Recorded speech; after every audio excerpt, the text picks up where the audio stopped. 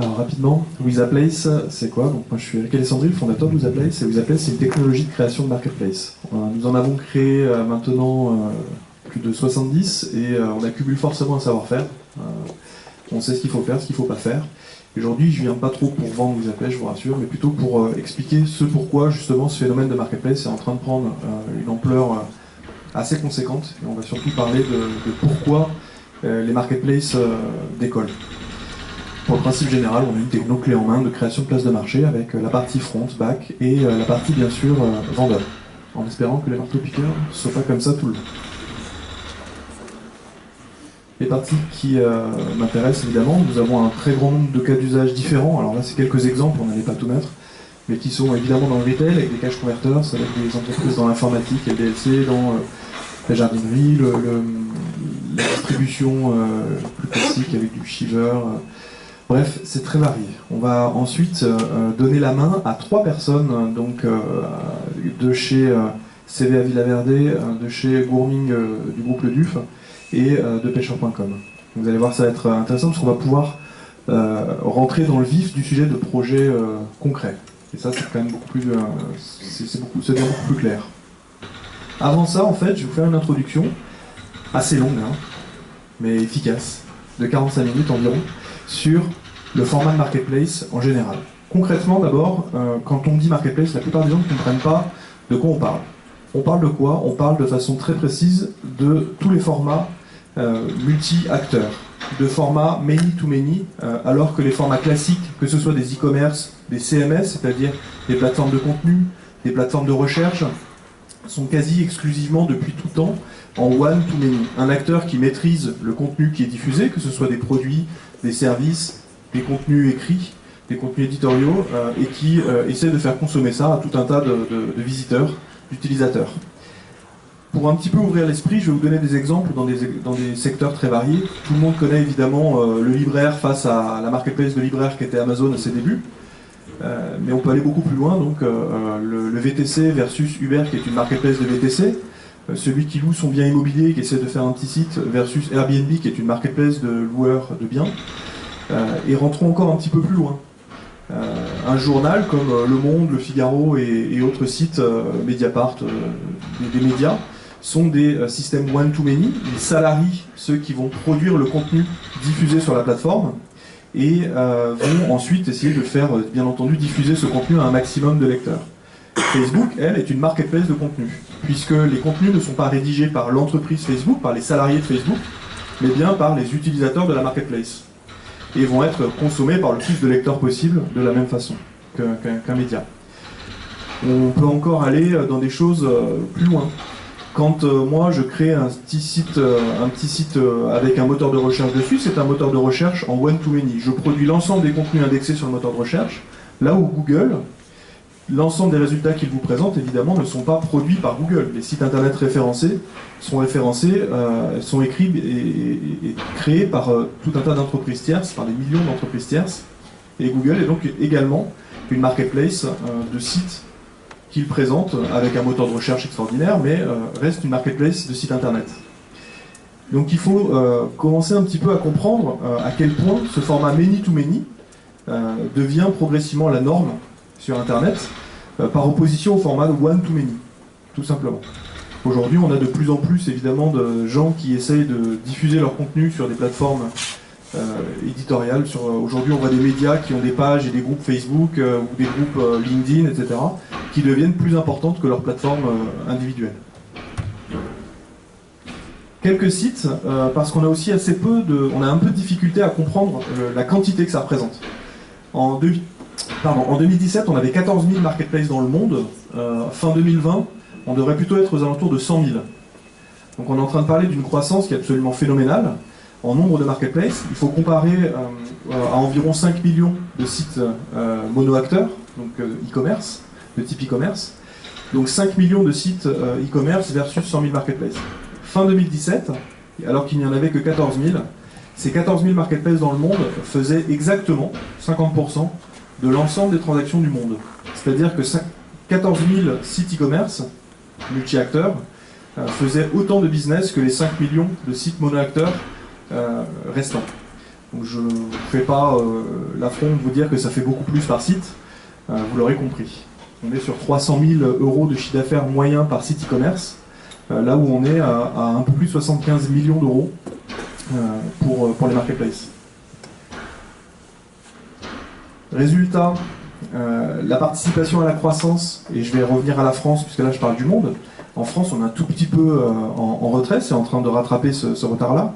Environ 30% des commandes effectuées sur Internet se sont faites sur des marketplaces, encore 70% sur des sites monoacteurs, sauf que la totalité de la croissance réalisée depuis 2 ans a été portée par les marketplaces. Il y a une petite étude qui a été faite, on entend tous parler des 14 ou 15% de croissance depuis 2 ou 3 ans, du format de transaction en ligne e-commerce en France. Sauf que si on retire les marketplaces, eh bien on est à moins 2%. Voilà. Ça, c'est un chiffre qui n'est pas très connu. C'est qu'il y a davantage de sites e-commerce chaque année. Il y a une croissance d'à peu près 17 à 20% du nombre de sites e-commerce. Et si on retire les marketplaces, eh bien, ils sont sur un marché qui se réduit. Par contre, les marketplaces, dans le même temps, ont fait une croissance de 32%. Et donc forcément, quand vous entendez parler d'une croissance de 14% des transactions en ligne en France, eh bien, la totalité de cette croissance a été portée par les marketplaces. Donc c'est un format qui est vraiment plébiscité par les utilisateurs, tout simplement. Qu'est-ce qui fait qu'aujourd'hui, il y en a de plus en plus, qu'on passe de 14 000 à 100 000 en 3 ans? Eh bien, ce sont les utilisateurs qui achètent plus fréquemment sur les marketplaces que sur les sites e-commerce. Pas beaucoup de chance, mais je crois qu'on va devoir faire avec. Alors, quels sont les marchés les plus touchés par cette typologie de projet? Tout d'abord, il faut un marché qui soit suffisamment important en taille. En deçà de 100 millions d'euros, aujourd'hui, il n'y a pas d'émergence d'une marketplace. En second lieu, et ça c'est assez fréquent mais pas systématique, il faut un marché qui soit fragmenté. S'il est extrêmement simple d'aller récupérer la totalité d'une offre sur un segment donné, globalement la marketplace va devenir de moins en moins pertinente. Par exemple, aujourd'hui vous n'avez pas de marketplace de billets de train, puisqu'il y a seulement 1 ou peut-être 2 ou 3 acteurs qui vendent des billets de train. Donc vous ne voyez pas d'émergence sur ce segment-là, il n'est pas assez fragmenté, quand bien même le marché, lui, bien entendu, très supérieur à 100 millions d'euros. Et enfin, il faut que ce marché soit fragmenté et qu'il soit particulièrement difficile eh bien, de regrouper en exhaustivité cette offre-là. Pour Uber, par exemple, il était particulièrement complexe de réunir une offre de VTC suffisamment importante pour que le service devienne homogène, c'est-à-dire à chaque instant, quand je commande un Uber, j'attends pas 3 heures, sinon je me retrouverai évidemment dans un service très défaillant.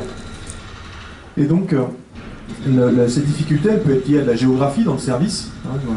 Uber, par exemple, si je reprends cet exemple-là, où Airbnb a la nécessité d'avoir un maillage territorial important, mais dans le produit, ça va tout simplement être le fait d'avoir une profondeur de gamme suffisamment importante pour dépasser, et de loin, bien entendu, tous les distributeurs qui sont sur un marché.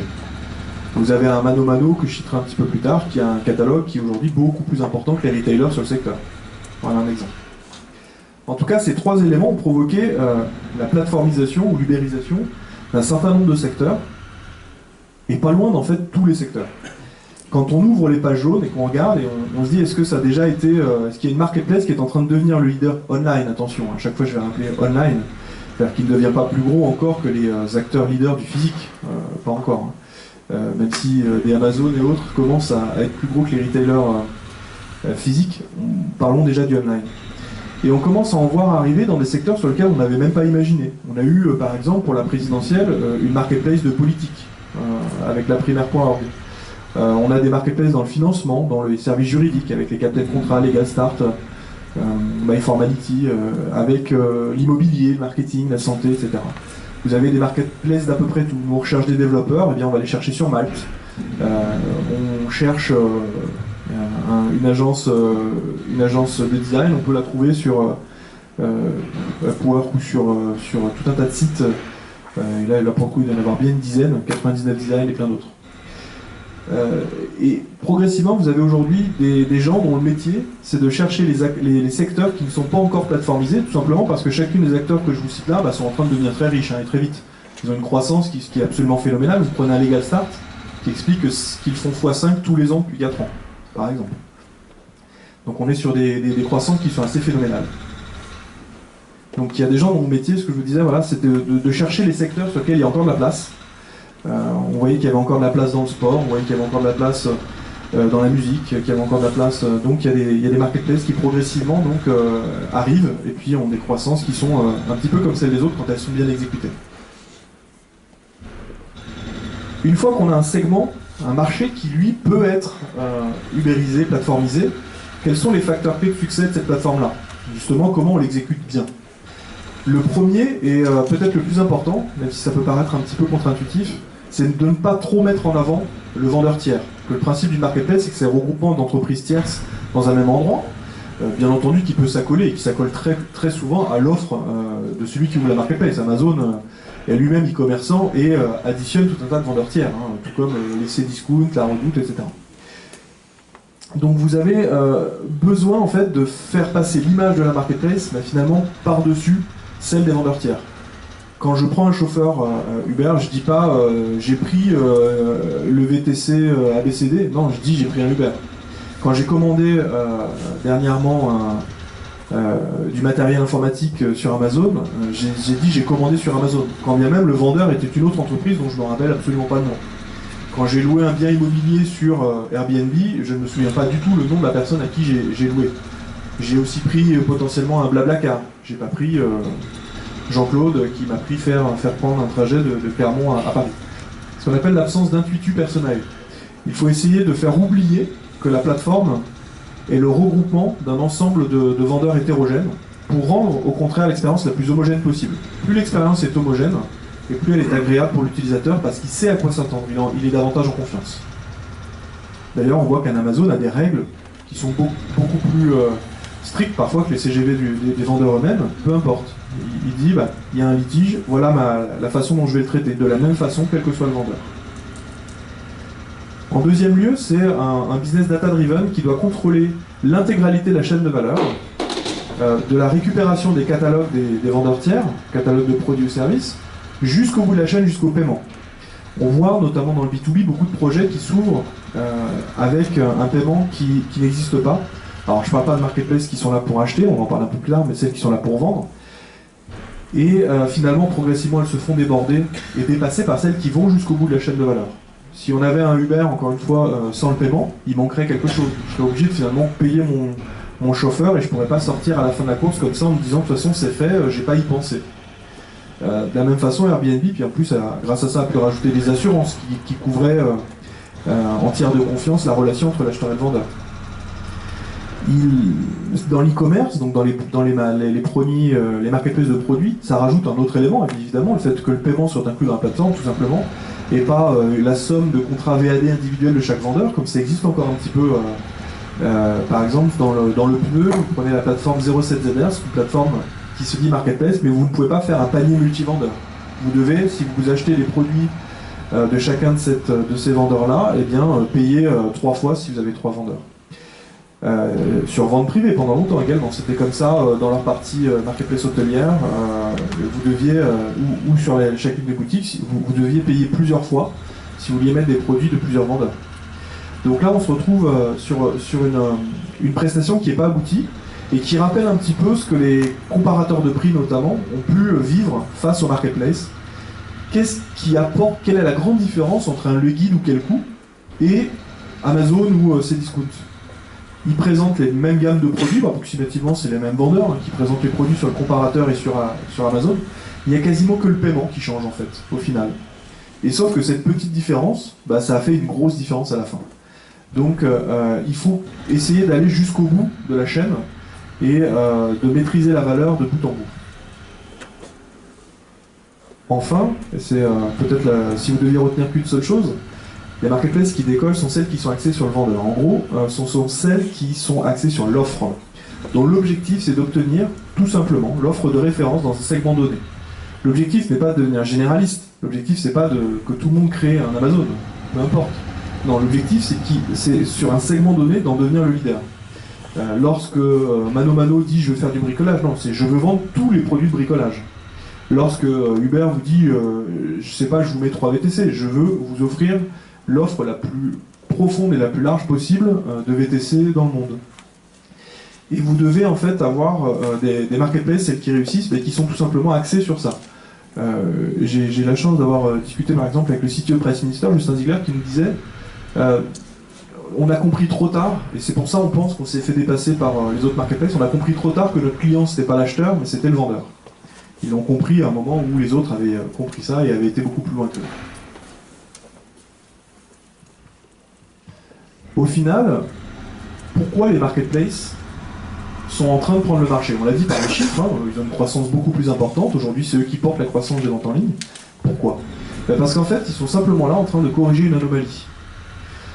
Qu'est-ce que je suis en train de dire? Je suis en train de dire que dans l'univers physique, et depuis des décennies, peut-être plus longtemps que ça, le monde physique est organisé en marketplace.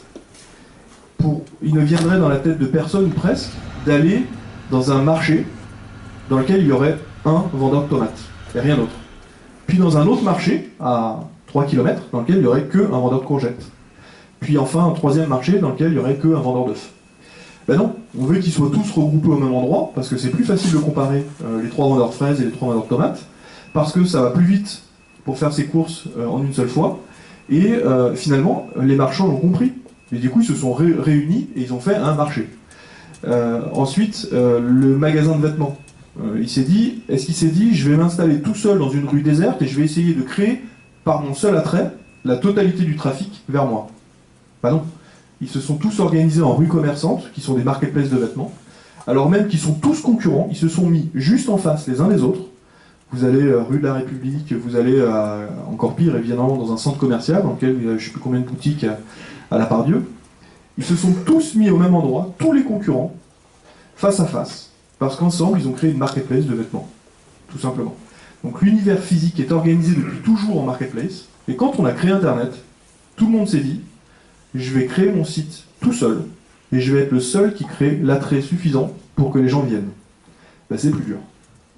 C'est beaucoup plus dur. Résultat, les marketplaces, ben, c'est juste de remettre ce qui existe depuis toujours dans l'univers physique sur le web. C'est-à-dire de mettre tous ces vendeurs-là ensemble, et de dire, ok, bah Zalando, c'est l'ensemble des marques de chaussures et depuis de vêtements, tous réunis dans un même site web, tout comme ils sont réunis tous à la Pardieu. Mano Mano, c'est réunir une rue de commerçants différents pour avoir tous les produits au même endroit, etc. Donc en fait, la marketplace n'est pas un effet de mode, il est juste un correcteur d'anomalies. Il est juste en train de rapporter ce qui existe depuis toujours, offline.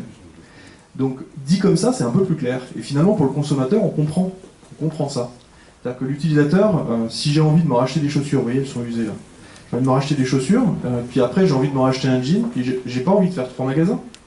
J'ai envie d'aller dans un même site et trouver facilement, plus rapidement, parce qu'on n'avait évidemment plus jamais le temps, c'est pour ça qu'on commande en ligne plutôt que d'aller dans la rue commerçante. J'ai envie d'aller sur une plateforme qui me permet de faire tout ça, et non pas d'aller visiter 12 sites de 12 marques de chaussures différentes, tout simplement parce que ça va être long. J'ai envie de trouver un site sur lequel j'ai mes 12 marques de chaussures, et je vais pouvoir les comparer en 3 clics avec des attributs. Voilà le principe général du marketplace.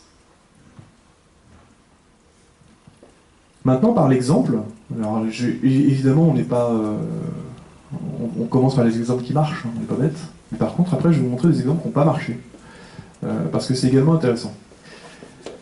Donc j'ai parlé plusieurs fois de Mano Mano, parce que c'est un exemple spectaculaire, puisqu'il est passé de 1 million d'euros de volume d'affaires à 425 millions d'euros, qui est un chiffre public qu'ils ont publié eux-mêmes, avec sur la dernière année une croissance de 80%. Et donc ils ont fait en 5 ans, de 2013 à 2018, x 425 d'activité. Je vous l'annonce, en faisant de la distribution, c'est pas possible de faire ça. Voilà, c'est pas possible, pour la simple et bonne raison que vous ne pouvez pas organiser un tel sourcing. Donc ce qu'ils ont fait, c'est qu'ils ont fait appel à plusieurs milliers d'entreprises qui, chacune individuellement, font ce travail de sourcing à leur place. Et ensemble, représentent ces 3 millions de produits. Il faut savoir qu'ils sont passés d'1,2 million à 3 millions de produits en un an. Donc leur croissance de nombre de produits est vraiment exponentielle. Alors ils sont à chaque fois en train d'aller chercher dans la catégorie d'à côté, comme Amazon qui était une marketplace de livres, à rajouter les CD, les DVD, puis les produits informatiques, puis maintenant on peut acheter des couches pour bébé, et puis même un socle de charrue si on veut. Vous avez une entreprise qui du coup, par ces volumétries-là, attire les investisseurs, ils ont levé plus de 100 millions d'euros, et un nombre de clients qui commence à devenir assez colossal avec 2,5 millions de clients. Voilà la typologie d'entreprise de marketplace assez, on va dire, dans le standard de pourquoi ça marche. Les gros retailers dans le bricolage sont super. Moi, je suis encore adepte des magasins. Il se trouve qu'à la fois à côté de chez moi et à côté de mes bureaux, il y a des magasins de bricolage, donc j'y vais encore. Mais j'entends constamment parler de gens qui sont sur Mano Mano, j'en suis pas encore client. C'est la quantité qu'ils viennent chercher, c'est rien d'autre. Aujourd'hui, c'est les mêmes produits, aussi au même prix, parfois même plus cher. Mais peu importe, il y en a davantage et ça va plus vite. Si je veux acheter un marteau, des clous, etc., bah, je fais tout ça en ligne, je commande tout. Il y a 300 marques de tondeuses et je peux filtrer ça avec des moteurs de recherche puissants, etc. C'est ce que recherche le consommateur. Alors évidemment, vous ne toucherez pas 100% des gens. Hein. Ils sont pas là pour prendre 100% des parts de marché des ventes globales, puisque le marché est beaucoup plus important que ça. On est sur un marché à 26 milliards. Mais je parle des parts de marché en ligne. Et là, par contre, ils sont en train de croître de façon très spectaculaire. Un autre exemple, c'est Manutan. Manutan, c'est une entreprise qui existe depuis des décennies et dont l'objectif, et c'est intéressant de le comparer parce qu'ils avaient le même objectif que Marketplace, leur objectif c'était d'avoir le catalogue le plus large possible. Ça fait des décennies que les fondateurs de Manutan disent on veut proposer le catalogue le plus large possible de produits pour l'entreprise. Ils en ont 150 000, c'est énorme pour un retailer, hein. C'est vraiment un catalogue absolument considérable. Amazon, qui s'est mis frontalement en face de Manutan avec Amazon Business, a proposé du jour au lendemain une offre, alors c'est pas écrit mais je vous le dis, le jour du lancement, il y avait 2,5 millions de produits, donc le jour du lancement, et aujourd'hui, maintenant, donc ça fait un peu plus de 2 ans que le site s'est lancé, il y a 30 millions de produits sur Amazon Business. Il y a 2,5 millions d'entreprises qui vendent sur Amazon Business. Là, c'est pas le nombre de produits, c'est le nombre de vendeurs maintenant. Et forcément, Manutan, il n'a pas pu aller aussi vite parce qu'il est sur de la distribution plus classique. Et donc, il a mis 50 ans à générer 700 millions d'euros de chiffre d'affaires. C'est un succès formidable, mais Amazon, la première année, a fait un volume d'affaires légèrement supérieur. Dès sa première année de lancement, et je parle bien entendu que de la France. On ne connaît pas les chiffres au monde d'Amazon Business, mais ils sont bien plus importants que cela. Voilà, pour vous donner un peu l'ordre de grandeur sur l'efficacité du nombre. Et rien d'autre, parce que ce sont les mêmes marques et les mêmes produits au même prix. Il n'y a pas de service incroyablement supérieur à acheter un produit chez Manutan ou chez Amazon Business. Hein. C'est important, c'est simplement qu'il y en a plus. Alors le jouet, je sais que c'est aussi un sujet un peu délicat, puisqu'il y a des acteurs du jouet dans l'association. Toys R Us, je ne sais pas si tout le monde connaît l'histoire, alors Alain me l'a appris donc j'ai révisé. Toys R Us, en fait, au moment de l'émergence du web, a dit bon, on n'est pas très bon pour faire ça, donc ce qu'on va faire, c'est qu'on va faire un partenariat avec Amazon, et on va leur dire qu'ils vont distribuer les produits Toys R Us pendant 10 ans, en exclusivité, en ligne évidemment. Résultat, ils n'ont rien appris, ils n'ont pas appris à faire de la vente en ligne. Ils n'ont pas appris à faire de la vente en ligne, ils n'ont pas appris à faire de marketplace, ils ont laissé Amazon, en format marketplace, être leur revendeur exclusif.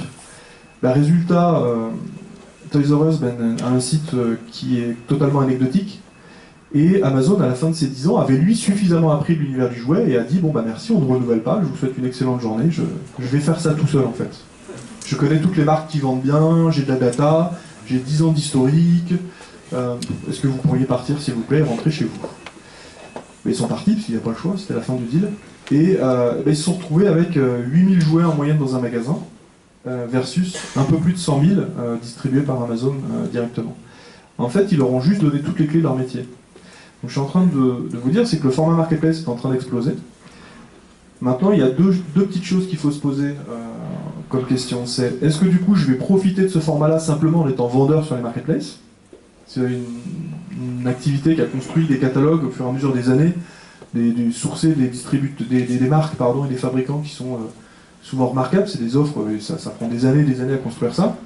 Et est-ce qu'on va donner ça simplement à ces marketplaces et on va leur dire, voilà, tout mon catalogue, toute partie de mon catalogue, merci de m'apporter des ventes, à court terme c'est vrai, il y a des ventes, mais en fait on va surtout leur donner de la data et on va leur apprendre à faire notre métier. Et de toute façon, systématiquement, ils vont le faire. Ils vont le faire à votre place. L'un des exemples les plus connus, c'était un fabricant de matelas avec rue du Commerce, ce fabricant de matelas qui faisait une quinzaine de millions d'euros de ventes sur rue du Commerce, et du jour au lendemain, ils l'ont coupé Et ils ont dit, maintenant on a compris, hein, vous avez 7 modèles qui marchent, on a appelé le fabricant, on prend les 7, et on prend la marche pour nous, et puis c'est plus simple. Et il y a eu des procès, c'est un peu compliqué, mais c'est un exemple assez caractéristique. Donc ce format-là est encore une fois basé sur le nombre, hein, puisque sur Amazon l'expérience est moins bonne qu'en magasin, on est d'accord. Dans un magasin vous pouvez voir, vous pouvez toucher, vous pouvez demander au vendeur comment il marche ce jeu, la règle du jeu, etc. Donc vous avez davantage de services, et pourtant aujourd'hui, Amazon vend beaucoup plus de jouets que n'importe quel autre acteur en ligne en France aujourd'hui et dans le monde, par le nombre. Un exemple cette fois-ci d'échec de Marketplace, qui a fait un choix, c'est le marketplace d'hôtels. Alors dans l'absolu, vous connaissez des marketplaces d'hôtels avec un succès gigantesque comme Booking. Booking est une marketplace d'hôtels, il n'y a rien d'autre, strictement rien d'autre, puisqu'on peut acheter des chambres d'hôtel, paiement en ligne, etc. D'ailleurs on dit j'ai réservé sur Booking, on ne se rappelle plus tout à fait de l'hôtel en général. Et Accor Hotel a dit on est en train de se faire bouffer d'un côté par Booking, de l'autre par Airbnb, et nous on n'a pas de plateforme pour vendre en ligne. Bon, faisons une marketplace. C'était pas bête, c'était un peu tard, mais c'était pas bête. Donc ils se sont dit, pour contrer donc Expedia, Booking, puis depuis il y a des marketplaces qui font du multi avec le vol plus l'hôtel, etc., comme Evaneos, qui est le marketplace également. Et tout ça, en fait, ils se sont dit, on va y aller. Et seulement après une activité de 18 mois, ils ont fermé parce qu'il n'y avait rien, il n'y avait pas d'activité, il n'y avait pas de vente. Et ils ont fait une analyse, ils se sont dit, mais pourquoi ? Mais pourquoi ? Parce qu'en fait, il y avait tout simplement très peu d'hôtels. Il n'y en avait que 2200. Il n'y en avait que 2200 sur Booking, il y en a 35 000. 2200, c'est moins. Hein, ça, je vous l'apprendrai sans trop de difficulté. Et ils avaient fait un focus. Ils se sont dit, on va mettre un petit peu d'hôtels en plus à côté. Ça va mettre en avant nos marques et nos hôtels. C'est-à-dire que les Ibis et les, je ne sais plus toutes les marques du groupe Accor, mais il y en a plein. Vont être mises en avant en complétant un tout petit peu du maillage territorial, mais l'offre d'Accor Hotel va représenter 80% des hôtels présents sur la marketplace. Donc ce que je vous disais tout à l'heure, je vous ai dit que la priorité c'était le nombre, c'était l'offre, et c'était de comprendre que dans une marketplace, ce qui en fait le succès, c'est quand on fait un focus sur les vendeurs. Mais ils n'ont pas fait ça. Ils n'ont pas fait ça. Ils n'ont pas fait de focus sur les vendeurs, ils ont fait un focus sur les marques du groupe, ils ont mis très peu d'hôtels, et ils ont mis une offre qui était peu en avant. Résultat, ça n'a pas marché. Ça n'a pas marché, donc les consommateurs s'en sont tout simplement éloignés. Ils ont bien vu que l'offre elle était faible par rapport à Booking. Si vous faisiez une recherche sur Booking dans la ville de Lyon, dans le quartier de Monchin ou je ne sais quoi, vous aviez 25 hôtels sur Booking, et puis vous faisiez la même chose sur Accor Hotel, il y en avait 3. Résultat, la recherche d'après, c'est fini, vous n'aviez plus sur Accor Hotel. Donc là, on est sur l'exemple type d'un format qui a essayé de faire la marketplace mais qui ressemble à la distribution. Et donc ça, ça marche pas très bien. Globalement, un retailer, quand il veut créer une marketplace, aujourd'hui ça a été fait par Nature et Découverte, Darty, Galeries Lafayette, Fnac, et plein d'autres, eh bien c'est d'augmenter son catalogue, à la fois en profondeur, donc directement en concurrence avec ces produits-là, parfois avec des gammes un peu diversifiées. Par exemple, si j'avais que des produits haut de gamme avec des produits un petit peu moins haut de gamme ou l'inverse, et ensuite de rajouter des nouvelles catégories de produits à côté. Donc sur Fnac, aujourd'hui, comme je disais tout à l'heure, on peut acheter maintenant des matelas, on peut acheter des crayons, des matériels scolaires, on peut acheter beaucoup de choses qui n'existaient pas dans les magasins Fnac du tout. Voilà. Donc évidemment, l'objectif final, c'est de reprendre des parts de marché, ou du moins au minimum d'arrêter d'en perdre, face au marketplace qui arrive progressivement en phase 2. Mais en réalité, quand on a fait un récapitulatif exhaustif des marketplaces qu'on connaissait, on a fait un panorama assez large, on a essayé de regrouper et de segmenter ces marketplaces-là. On en a trouvé 5 grands segments. La première, c'est celle qu'on vient d'évoquer, c'est la marketplace e-commerce, c'est celle qu'on connaît tous, hein, donc c'est Discount qui était distributeur et qui a rajouté des vendeurs pour augmenter son catalogue et devenir compétitif. Ça a plutôt bien marché, voire très bien marché. Ensuite, vous avez à l'opposé, donc là je vais sur les 2 segments les plus opposés, les marketplaces achats. C'est des entreprises assez grandes qui ont des achats importants et qui souhaitent en fait regrouper tous ces intérêts-là, mais pour leurs salariés, pour leurs utilisateurs internes, pour le client interne. Donc une entreprise comme que je vais citer après, comme Atalian, qui organise l'ensemble de ses fournisseurs sur une même plateforme pour aller pouvoir procéder à ces commandes-là sur sa marketplace privative. C'est quelque chose qui pousse, c'est pour ça qu'on vous l'a listé. Ensuite, les marketplaces de réseau.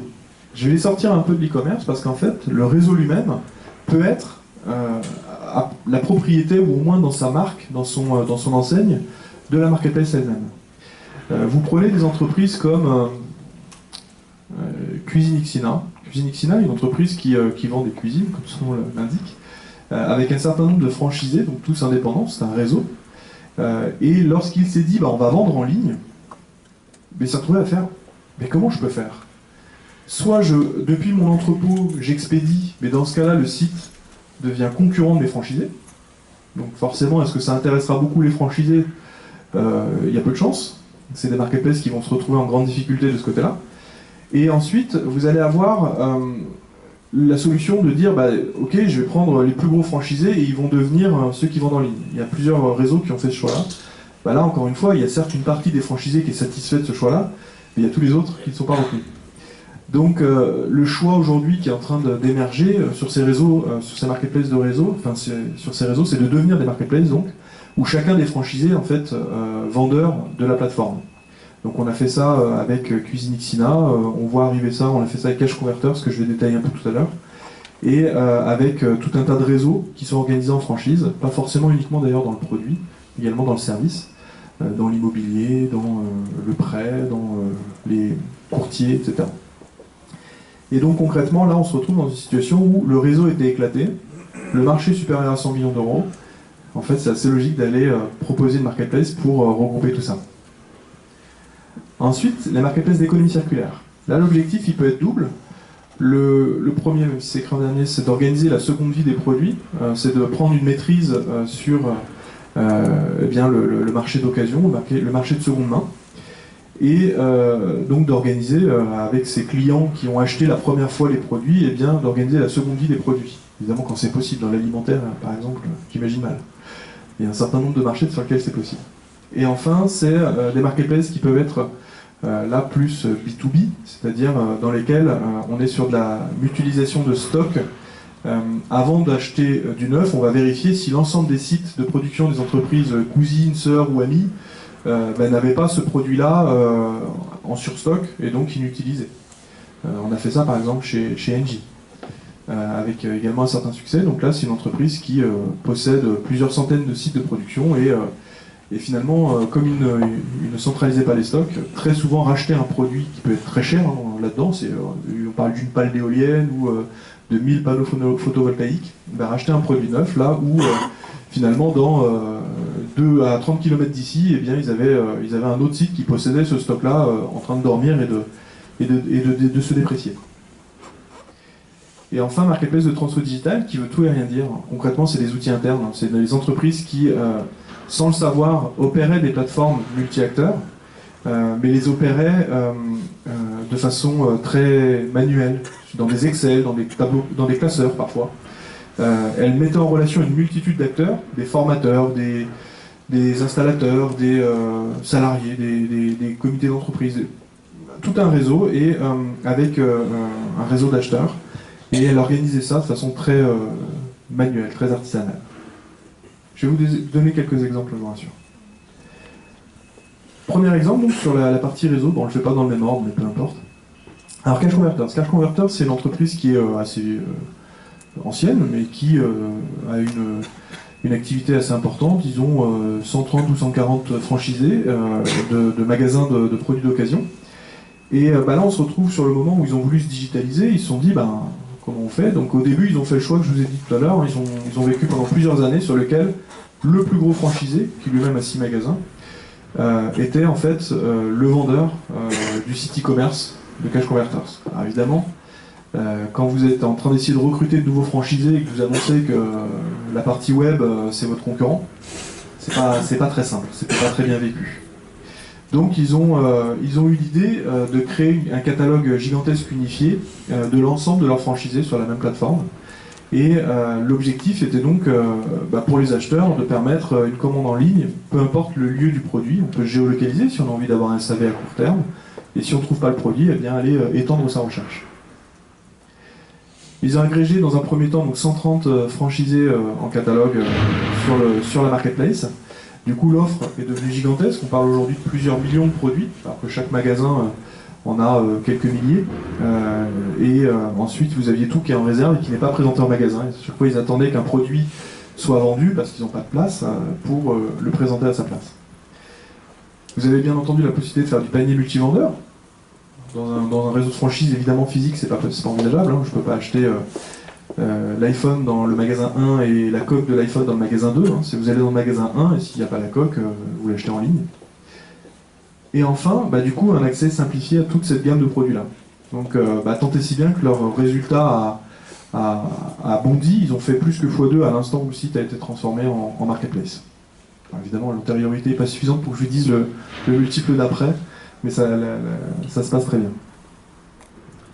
Autre exemple, là, on a un exemple là avec des gens dans la salle qui ont participé vivement à réaliser. Donc c'est les gens de chez Smile qui ont lancé ce projet avec WeThaPlace. Donc là, on est sur Marketplace qui est utilisé dans un outil interne, puisque cette entreprise, Somfy, gère tout un réseau de formateurs et tout un réseau d'installateurs experts. Installer des produits Somfy, c'est pas toujours très simple. On parle d'Internet des objets. On parle d'objets assez techniques, hein, des choses qui passent par des réseaux du Sigfox, des LoRa, etc., des choses un peu techniques. Et ils doivent s'assurer du niveau de certification des différents installateurs. Donc pour ce faire, ils étaient sur du suivi offline, très manuel, artisanal. Et leur idée, ça a été de créer une plateforme sur laquelle l'ensemble des installateurs allaient pouvoir acheter et suivre ces formations sur une marketplace. L'objectif, c'est un gain de temps, évidemment. Hein. Quand vous arrêtez de suivre tout ça offline et que vous industrialisez ça, c'est beaucoup plus simple. C'est un gain en traçabilité, en reporting. Vous pouvez vous assurer que ces formations-là sont bien effectuées, puisque vous pouvez avoir, évidemment, lorsque vous êtes en mode artisanal, un certain nombre d'erreurs, et de ne pas bien suivre ceux qui sont certifiés. Et enfin, vous augmentez les ventes de prestations. Hein. Vous avez forcément le moyen de monétiser ça dès lors que vous assurez la vente de ces formations-là. Ensuite, je vais vous donner un exemple d'achat. Ce que je veux, c'est vous donner vraiment un panel le plus large possible de tout ce qui existe sur les différents modèles de marketplace. Donc Atalian, que j'ai cité tout à l'heure, c'est une entreprise qui fait à peu près 3 milliards d'euros de chiffre d'affaires, donc c'est déjà une belle entreprise, qui a plus de 100 000 salariés. Et ces 100 000 salariés sont des agents d'entretien, notamment, puisque c'est une entreprise de service de nettoyage. Leurs clients, c'est la RATP, la SNCF, et plein d'autres, mais c'est leur plus gros. Et donc ils nettoient les TGV, les stations de métro, les métros eux-mêmes, etc. Et ils consomment énormément de produits. Eux, ils en achètent des quantités énormes, puisqu'ils ont 125 000 salariés précisément, et qu'ils ont l'obligation contractuelle avec la RATP, par exemple, ou la SNCF, de fournir 2 paires de chaussures de sécurité par an à chacun de leurs salariés. Donc vous commencez à voir les nombres, hein. Donc ils achètent donc 250 000 paires de chaussures de sécurité par an. Et je ne vous parle pas des balais, des produits d'entretien, des uniformes, etc.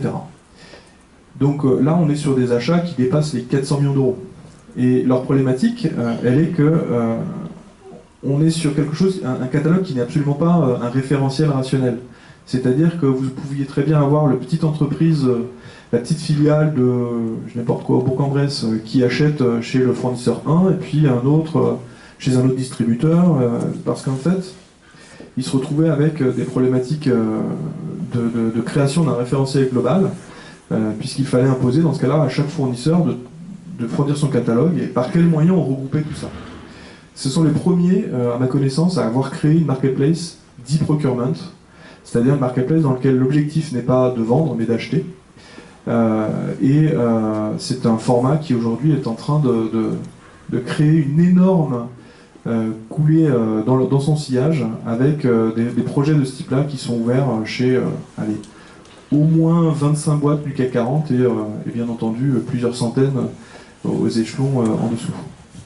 Donc là, on se retrouve sur un gain de temps et d'expérience utilisateur, l'utilisateur étant l'acheteur final, hein, donc celui qui a besoin d'avoir ses paires de chaussures de sécurité, ou celui qui a besoin, je sais pas, prenons d'autres exemples, qui est dans un centre hospitalier, qui a besoin d'une webcam, qui doit passer 3 semaines par des procédures de commande avec le service achat extrêmement complexe, alors qu'avec un site web qui regrouperait les fournisseurs, il pourrait le commander comme sur Amazon. mais avec une procédure qui serait suivie et centralisée par la direction achat. Donc là, on est typiquement sur un format qui est assez disruptif, puisqu'il est arrivé pour la première fois il y a seulement quelques années. Voilà pour le format, l'introduction sur le format de marketplace. C'est un modèle qui est, je pense, beaucoup plus large que ce qu'on a en tête quand on arrive avec ce mot-là. On connaît tous Amazon, on connaît tous Cdiscount, etc. Mais finalement, on creuse et on se rend compte que le format, c'est quasiment le seul sur lequel nous-mêmes, on a l'habitude de consommer au final, si on réfléchit bien, et qu'on regarde son relevé de carte bancaire. Du coup, j'avais fait ça, moi. Je m'étais dit, est-ce que concrètement, je suis moi-même dans la même lignée? Et j'ai regardé, donc, sur mes 30 dernières commandes en ligne, il y avait 23 marketplaces. Voilà. J'étais à 23 sur 30. Alors, je ne sais pas si je suis un petit peu surexposé, si j'ai pas un biais dans ma façon de consommer, mais néanmoins, je pourrais très bien acheter sur l'e-commerce, ça change rien. Voilà. Donc, je vous demandais si vous avez des questions sur ces sujets qui sont assez variés. Et j'aimerais bien, parce que sinon, ça veut dire que j'étais parfait, mais je pense pas quand même, normalement. Je vous écoute. Vous avez tout compris. Vous savez maintenant quel format de marketplace sur lequel vous devriez vendre, vous devriez acheter, vous devriez créer.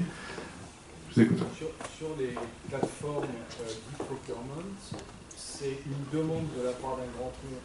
Le grand compte s'identifie et fait une demande et on est dans ce qu'on a connu à une époque sur une notion d'enchère inversée, par exemple, où ce sont des fournisseurs potentiels qui s'inscrivent sur la plateforme et derrière il y a des grands comptes qui viennent faire leur marché.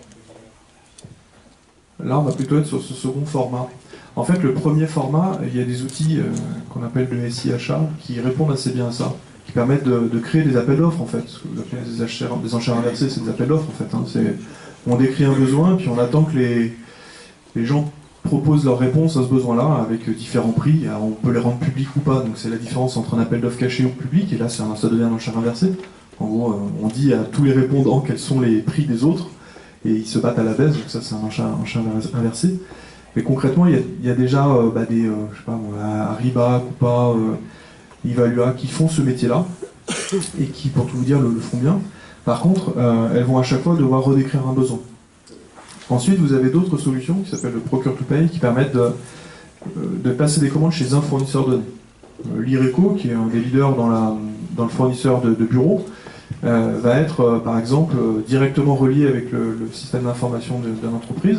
Par contre, si j'ai envie d'aller d'un seul coup remettre et challenger l'Ireco avec je ne sais pas combien il existe de concurrents de l'Ireco, plusieurs centaines, je ne vais pas pouvoir le faire de façon simple avec un référentiel unique, comme je pourrais le faire sur Amazon par exemple avec une recherche.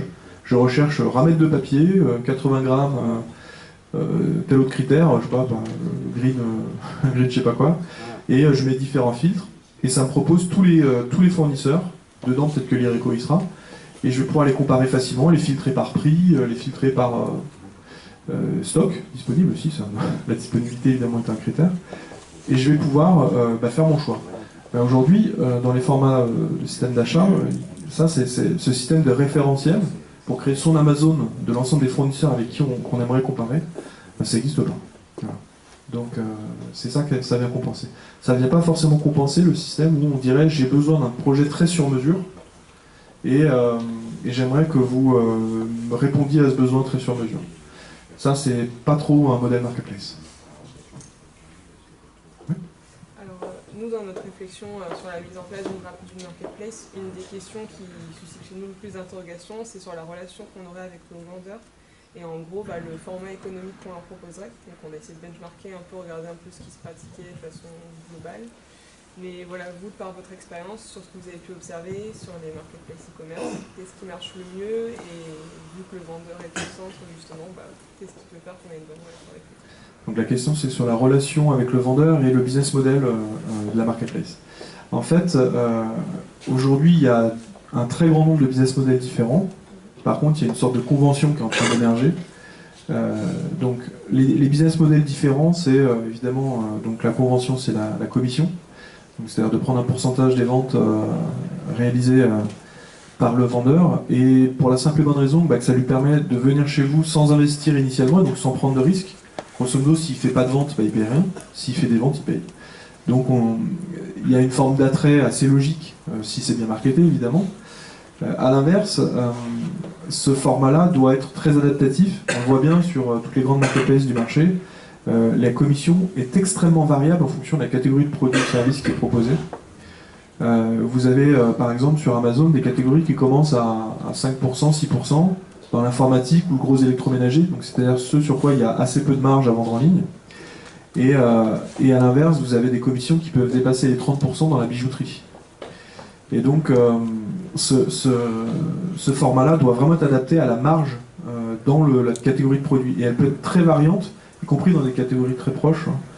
Dans l'informatique, les ordinateurs, la marge est faible. Donc vous ne pouvez pas prendre une grosse commission. Si vous prenez aujourd'hui, si vous essayez de créer une marketplace d'ordinateurs, je parle vraiment de l'ordinateur, et vous mettez 20 points de commission, vous n'aurez pas de vendeur. Ensuite, par contre, sur les accessoires de ces ordinateurs-là, la marge est extrêmement importante. Par exemple, si vous prenez juste le protège poussière de l'écran ou le petit clip qui cache la webcam, ou les marges sont de l'ordre de 80, 90 ou 98% même sur certains produits. Les coques d'iPhone, ça coûte 3 centimes à produire et c'est vendu 30 euros. Donc là, la marge, elle est très importante sur Amazon. Dès lors que c'est brandé pour le Kindle, là, la commission elle est de 50% sur les produits accessoires du Kindle. Et pourtant, il y a plein de vendeurs. Parce que aujourd'hui, le plus important n'est pas pour eux de conserver 100% du prix de vente, c'est de vendre. Et donc, le système de commission doit être vraiment très adapté à la marge de la catégorie de produits déterminée. Et il faut vraiment être très fin. Voilà, il ne faut pas hésiter à avoir des commissions qui peuvent varier très fortement, même à l'intérieur d'une même catégorie mère, hein, comme je le disais pour l'informatique tout à l'heure. Donc, ça, c'est la première base. Alors, évidemment, si on rentre dans le détail, il vaut mieux avoir également un fixe minimum pour cette commission, de façon à ce que, vu que vous devez vous assumer certains coûts fixes, notamment par exemple le coût du provider de paiement, vous avez bien entendu, si vous avez un paiement en ligne et vous avez un provider de paiement, qui lui va vous prendre un petit peu d'argent, je sais pas, peut-être dans les marketplaces c'est un tout petit peu plus cher que dans l'e-commerce, puisqu'ils ont un devoir supplémentaire, ce qui est celui de s'assurer de l'identité du vendeur tiers, qu'on appelle les KYC, Know Your Customer. Et donc ils ont cette obligation légale qui leur prend un petit peu de temps. Donc la commission est plutôt par exemple à 0,8 ou 1% versus 0,4 ou 0,5 dans l'e-commerce classique, sur une volumétrie identique. Et donc admettons pour faire simple qu'ils prennent 1% et 18 centimes. Si vous avez une commande assez faible, vous pourriez en fait rien qu'avec le provider de paiement avoir des soucis de marge, et donc en général vous prenez 8% par exemple plus 1 euro. Ça vous permet de vous assurer en fait d'une rentabilité y compris sur les paniers bas. Ensuite vous allez avoir le modèle sur lequel la majeure partie des marketplaces B2C sont actés, qui est celui d'un abonnement. Amazon prend 40 euros par mois, Press Minister a des abonnements qui varient et qui d'ailleurs c'est assez atypique. Si vous prenez un abonnement plus cher fixe, votre commission diminue. Vous avez différents formats. Pourquoi il existe l'abonnement? On a fait le calcul sur Amazon. Honnêtement, l'abonnement il est anecdotique dans le revenu. Et quand je dis qu'il est anecdotique, il est vraiment anecdotique. Même s'ils ont 2 millions de vendeurs à 40 euros par mois, je veux dire par rapport aux 153 milliards d'euros de chiffre d'affaires qu'ils ont fait en 2018, ça sert à rien. S'ils ont conservé ce modèle d'abonnement, mais ce n'est pas pour les revenus que ça génère, c'est pour comment dire ça, pardon, l'intérêt, pardon, c'est pour le contrat. Enfin, c'est surtout, oui, c'est pour s'assurer de l'engagement, voilà, pour l'engagement du vendeur. C'est le mot que je cherchais. C'est-à-dire qu'un vendeur sur lequel il y aurait une gratuité totale, quoi qu'il arrive, il pourrait mettre ses produits, pas vérifier que son stock est à jour, pas vérifier que ses produits existent encore, pas vérifier que le prix est toujours le bon, etc. Et il refuserait des commandes, il les annulerait, etc. Il n'aurait pas assez d'engagement. Donc l'abonnement a une tendance à exister pour s'assurer de l'engagement des vendeurs. Et c'est assez important quand vous avez des vendeurs en telle quantité que vous ne pouvez pas assurer un suivi commercial humain de chacun. Quand il y a 2 500 000 vendeurs chez Amazon, je peux vous garantir qu'ils ne les appellent pas tous tous les mois. Ça, quand bien même Amazon a beaucoup de salariés. Donc en fait, c'est s'assurer de l'engagement, parce que tous les mois, il y a un abonnement qui tombe, même s'il est symbolique. 40 euros, honnêtement, quand vous faites rentrer Nike ou Sony, c'est pas grand-chose, mais c'est pas gratuit. Voilà. Ensuite, vous avez les formats de marketplace qui génèrent du lead pour les produits sur lesquels il est difficile de connaître le prix à l'avance. Par exemple, si vous créez une marketplace de machines-outils industriels, je vais dans l'extrême là. C'est pas facile de connaître le prix à l'avance parce que presque toutes ces machines-là doivent être un peu sur mesure, il y a des tonnes et des tonnes d'options, il y a peut-être de l'installation, de la maintenance, etc. Dans ce cas-là, en général, on fait de l'apport de lead. Donc on va facturer en fait le vendeur à chaque fois qu'on lui a amené un lead qualifié, c'est-à-dire avec les coordonnées. Pas nécessairement à chaque fois qu'il y a une transaction. Et d'ailleurs, on ne saura pas forcément derrière si la transaction a eu lieu. Donc là, c'est des marketplaces comme Companeo, comme je sais pas tout qui, hein, les comparateurs d'assurance, le Lynx, etc. fonctionnent tous comme ça. Et en Chine, une énorme marketplace qui s'appelle Jumor, qui fonctionne quasi exclusivement sous ce format-là, et qui est en B2B, mais qui est gigantesque. Hein. Son propre chiffre d'affaires, elle, c'est une trentaine de milliards d'euros. Et ces 30 milliards d'euros, c'est quasiment que de l'apport d'affaires et de la publicité. Donc ils ne prennent pas de transactions sur... ils estiment à plus de 400 milliards d'euros de transactions effectuées grâce à leur plateforme. Donc on est sur des montants à la chinoise. Et donc ça c'est le deuxième modèle, donc, qui est le modèle d'apport d'affaires. Et après vous avez des modèles au clic qui sont vraiment perte de vitesse, mais je vais quand même les évoquer rapidement. Hein. C'est les marketplaces de vol. Si vous allez sur Liligo, on vous présente toutes les compagnies, donc c'est les marketplaces. Par contre, quand vous allez pour acheter, vous êtes aiguillé sur le site de EasyJet, Air France ou je ne sais qui vous paye au clic. En sachant qu'aujourd'hui, la valeur d'un clic, c'est environ 60 centimes sur ce type de plateforme. La valeur d'un lead, ça va vous surprendre, c'est plutôt une centaine d'euros. Et la commission, comme je le disais, c'est entre 6 et 25-30% suivant la marge du projet. Et après, là, je vous ai un peu balayé les principaux business models, même si en fait, il en existe d'autres plus précis. Par exemple, Amazon commence à faire beaucoup d'argent sur sa partie publicité. Quand vous tapez iPhone sur le moteur de recherche à l'intérieur d'Amazon, le premier résultat en haut à gauche, c'est pas un produit qui s'achète sur Amazon, c'est un produit qui s'achète ailleurs. Et lui, il a payé en fait pour apparaître. Donc il n'a pas payé au clic, il a payé pour apparaître, pour avoir le droit d'apparaître. Et donc ça, c'est une filiale qui est en train de faire une activité qui commence à être très significative. On parle de 7 milliards d'euros en 2018. Hein. C'est des estimations, parce qu'évidemment, ils ne communiquent pas, mais ce sont des estimations qui semblent assez fiables. Voilà. Réponse longue, mais business model, c'est une question compliquée. Ouais. J'ai une question par rapport au marketplace de réseau, et notamment les bénéfices côté distributeur. Alors, j'ai une question par rapport au marketplace de réseau, notamment les bénéfices côté distributeur, franchisé, et côté consommateur. Parce que moi, en tant que consommateur, je viens sur une marketplace parce qu'il y a du choix et parce que je vais pouvoir acheter différents types de produits à différents distributeurs. Sur l'exemple d'Ixina, par exemple, j'imagine qu'Ixina vend les mêmes produits, enfin, distributeur d'Ixina vend les mêmes produits qu'un autre distributeur d'Ixina. Donc quel est mon intérêt, moi, en tant que consommateur, d'aller sur la marketplace, par exemple, d'Ixina? Alors, c'est pas tout à fait vrai, parce que ils ont, tout d'abord, les franchisés n'ont pas tous les mêmes surfaces. Et donc, pour Xina, ils n'ont pas tout en stock, évidemment, mais vous prenez la plupart des autres franchisés, en fait, n'ont pas tous les mêmes assortiments.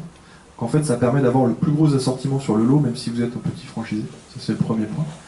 Et le deuxième, le plus important, c'est qu'ils ont rajouté des produits qui n'étaient pas jusque-là chez leurs franchisés. Hein. Donc maintenant, on peut y acheter un tabouret ou un set de casseroles.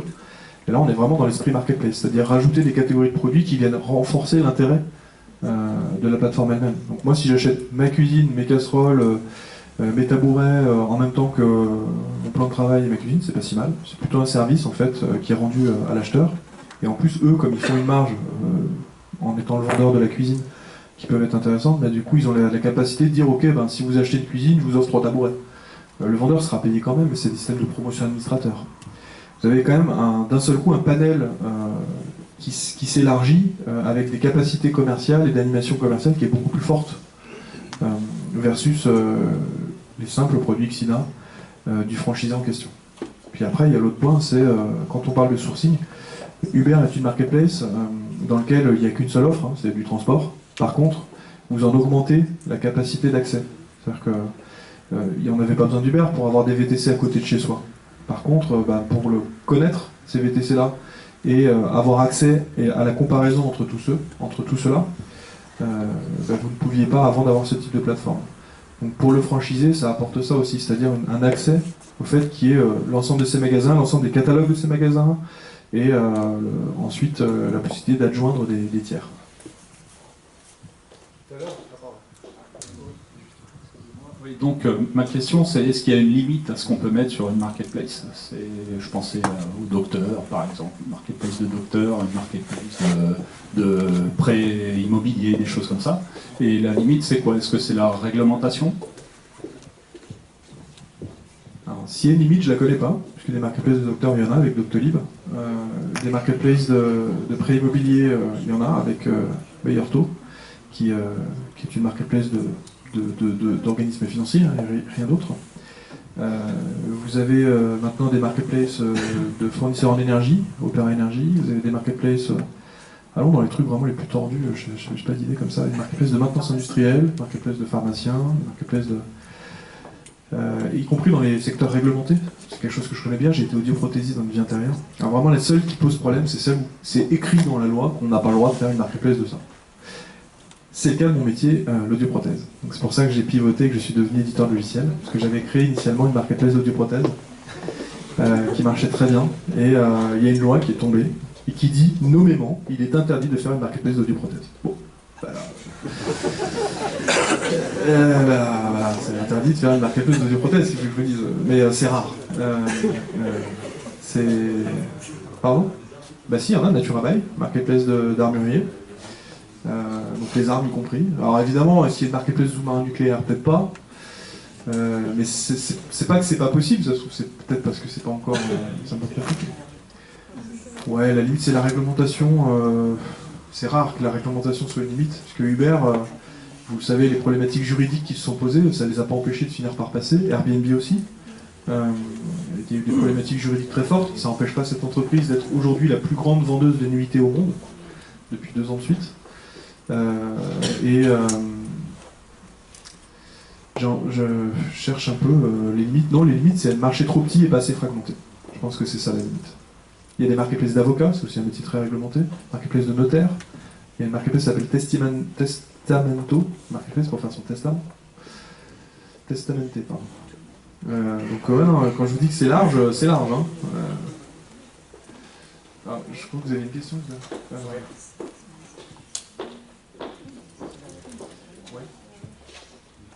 On va m'aider avec un deuxième micro, ça va être mieux. Pas trop évoquer le fait que la marketplace, s'il est aussi vendeur, les difficultés que ça peut occasionner. Peut-être avec accord, les hôtels, accord hôtel, justement, c'est pour ça qu'ils ont eu la difficulté d'ouvrir leur plateforme. Et les grands succès, c'est justement des marketplaces purs, quoi, qui ne sont pas vendeurs, Mano. Amazon est quand même une marketplace qui vend elle-même 50% des produits, enfin c'est pour la première fois en 2018, d'ailleurs ils sont tombés en dessous de 50%, c'est-à-dire que 47% de ce qui est vendu sur Amazon est vendu par Amazon. Amazon a commencé en étant vendeur de livres, avant d'être une marketplace. Donc Amazon était bien un e-commerçant transformé en marketplace. Cdiscount est un e-commerçant transformé en marketplace. Une marketplace qui marche bien, c'est Nature et Découverte, c'est un e-commerçant, enfin un retailer qui est devenu marketplace. Darty également. Donc, les exemples sont assez nombreux. Par contre, effectivement, ça devient délicat. C'est dans quelle mesure j'accepte d'être en concurrence frontale des tiers qui vont venir vendre sur la plateforme. Les tiers eux-mêmes, ça ne les dérange pas, au contraire. Vous allez proposer à un tiers de vendre sur le site du concurrent. Lui, il va être content, en fait. C'est l'inverse qui peut être problématique, c'est le fait de l'accepter soi-même. Et pour tout vous dire, ça a été l'échec. Alors, je ne sais pas si tout le monde partagera ça, honnêtement, ça fait débat. Mais moi, c'est mon avis, ma conviction, donc je me mouille. La marketplace Outils de Saint-Gobain, en fait, elle marchait bien. Elle marchait plutôt bien, elle respectait ses objectifs de chiffres, et elle a été fermée. Elle a été fermée parce que la marque elle-même, le réseau de distribution, se trouvait trop en concurrence frontale avec les vendeurs tiers sur la marketplace. Et donc c'est une problématique politique qui a provoqué la fermeture de cette plateforme-là, alors qu'elle était dans ses objectifs de vente. Donc il y a une conduite du changement, j'aime pas ce mot, c'est un peu bullshit, mais...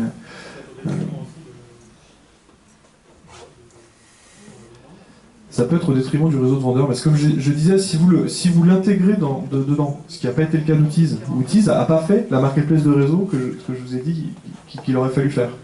Il faut intégrer le réseau comme Xina, ou Cash Converters, et ensuite y adjoindre des tiers. Mais au moins le réseau a une maîtrise. Il peut se dire, au moins j'y suis. Sur Outiz, ils étaient concurrents du réseau. Ah, c'est plus dur. En fait, il y avait cette problématique-là, c'est-à-dire qu'on se retrouvait dans une situation où le réseau n'est pas impliqué. Donc vous n'avez pas de marketplace de réseau, alors vous avez un réseau. Donc là, il y a eu une erreur stratégique en fait qui a été commise. Pardon ? Dernière question, et ensuite on... Alors j'ai deux questions, et ensuite on va faire une pause, en fait, pour faire une pause. Eric, quel était encore l'intérêt aujourd'hui d'avoir un site en propre Internet, d'abord? Et la deuxième question, quel choix il est mieux de faire? Est-ce que c'est d'aller sur les plateformes marketplace comme Amazon et Cdiscount, ou de créer sa propre marketplace? Alors, d'abord, la première, est-ce qu'il faut avoir son propre site? Oui, hein, clairement. Je suis partisan des gens qui pensent qu'il faut le garder. C'est un flagship, même s'il va faire peu de ventes.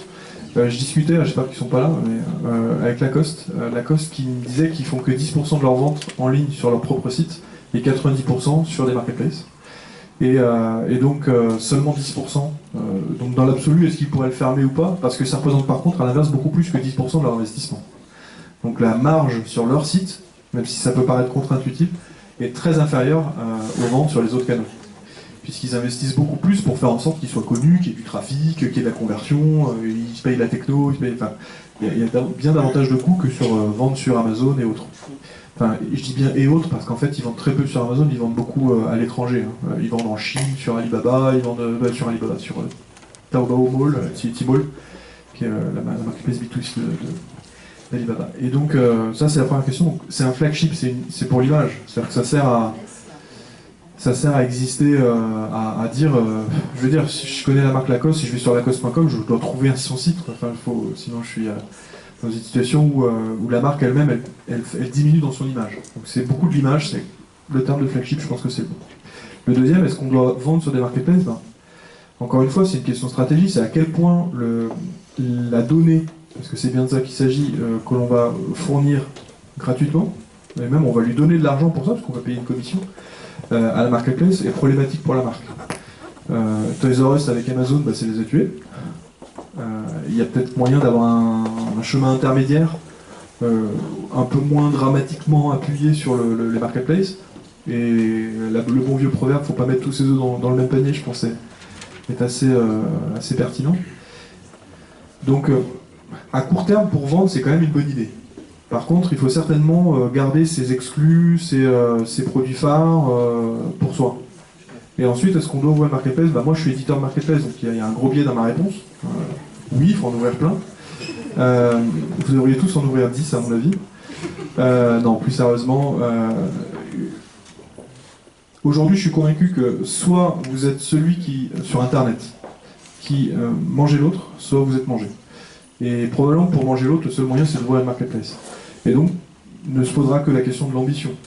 C'est-à-dire, est-ce que je suis capable d'ouvrir un marketplace? Si j'en suis capable, il faut le faire. Si je suis pas capable, parce que ça fait 25 ans que je fais le même métier depuis toujours, et que je vais pas pouvoir organiser mes équipes pour leur faire comprendre qu'il faut des tiers dedans, etc., ça va être un échec à l'Accor Hotel ou à la Saint-Gobain. C'est pas la peine. Dans ce cas-là, évidemment, ça va être du gaspillage d'argent, de temps, d'énergie. Mais si j'en suis capable, et pas que financièrement, parce que c'est pas beaucoup plus cher d'ouvrir un site, une marketplace, c'est un site e-commerce, hein, les ordres de grandeur, les écarts sont pas énormes.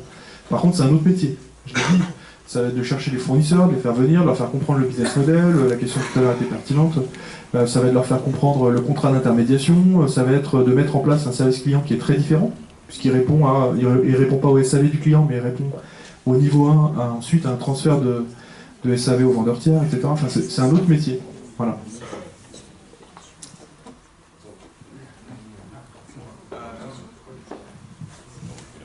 On me dit, c'est vraiment le temps de la pause, je suis en retard. Donc, moi je suis dispo pendant la pause, comme ça vous venez me la poser. Et puis après, il y a des gens qui auront accès à la scène après, de toute façon. Merci beaucoup.